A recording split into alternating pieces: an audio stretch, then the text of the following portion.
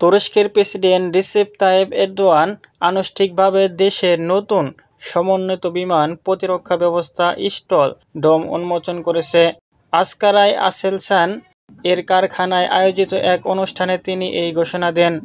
Stall ডোম সিস্টেমটি সমুদ্র ও স্থলভিত্তিক প্রতিরক্ষা উপাদান সমন্বিত করে একটি নেটওয়ার্ক গঠন করেছে, যা তুরস্কের আকাশসীমার সুরক্ষার নতুন মাত্রা যোগ করবে।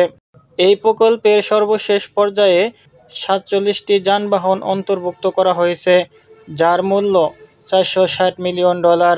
এরদোয়ান বলেন, এই সিস্টেম আমাদের বন্ধুদের আত্মবিশ্বাস দিবে এবং শত্রুদের মনে ভীতি জাগাবে। তিনি আরও উল্লেখ করেন, যে দেশ নিজস্ব বিমান প্রতিরক্ষা ব্যবস্থা গড়ে তুলতে পারে না, তারা বর্তমান চ্যালেঞ্জের মুখে ভবিষ্যতের দিকে আত্মবিশ্বাসের সঙ্গে তাকাতে পারবে না।